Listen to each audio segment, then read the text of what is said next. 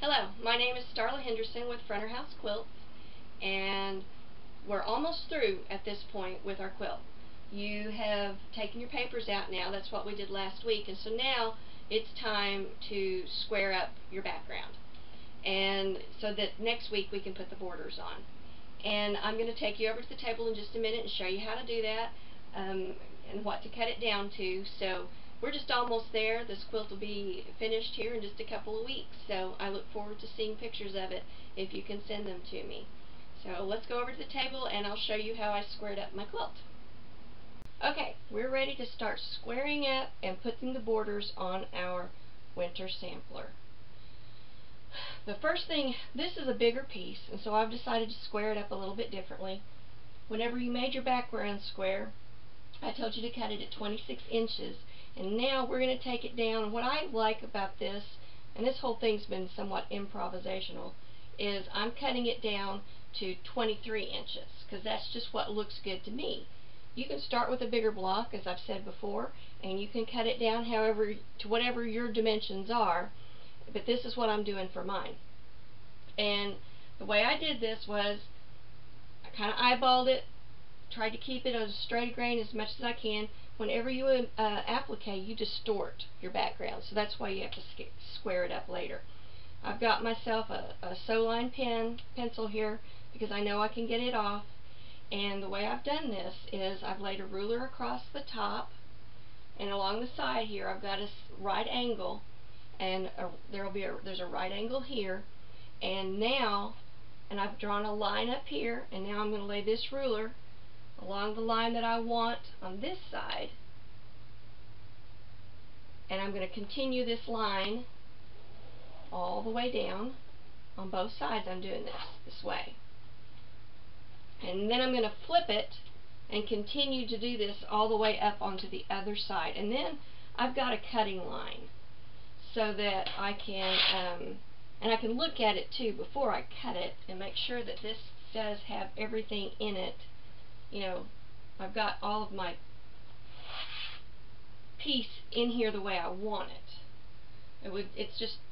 It's heartbreaking if you cut something and after doing this much work, and you've cut it wrong, because once you've cut it, you can't add it back.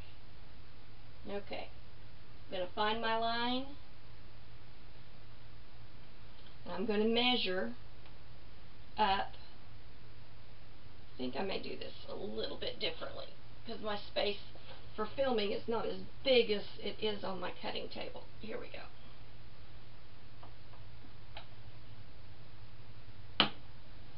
I'm going to measure the 23 inches.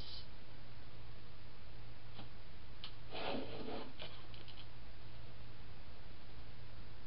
going to have to move out of film, out of camera range here.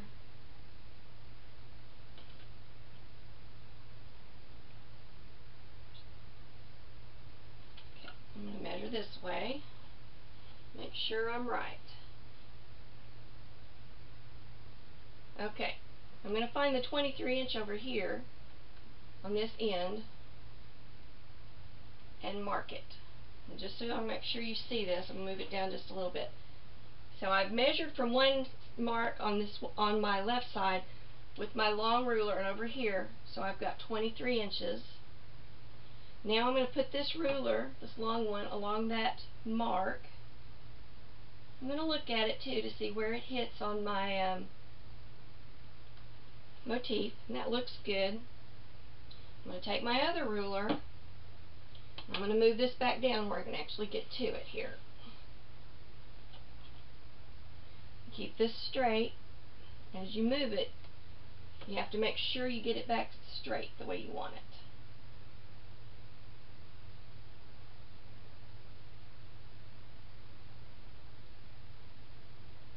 I'm going to move that right there where I want my line.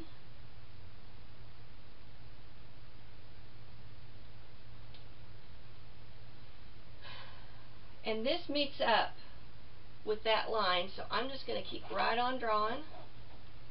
See this, because this ruler's square, I've got a right angle there.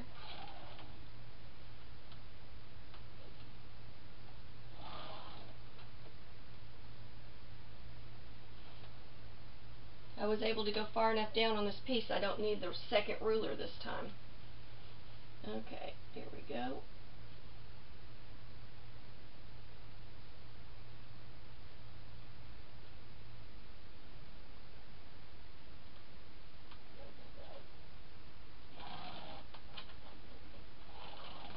Now I want to square up this end, and the best way to do that is with this ruler. I'm going to bring this in here, and it hits my line that I was drawing before. That just worked out perfectly for me. If it doesn't for you, you'll take your ruler, butt it up next to it, and continue your line.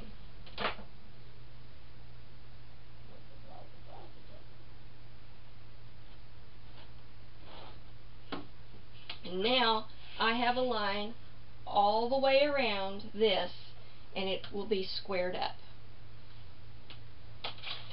So I'm going to look at this before I finish, before I cut, and just make sure, because I can see my line. Does that look the way I want it? I know I've got it square. I was careful with the straight of grain, and it looks good to me. So now what I will do, the next step, is to take it to my cutting table where I have a much bigger mat, and with my rotary cutter and my ruler I'll just follow that line and cut it, and then it'll be ready for next week whenever we put the borders on.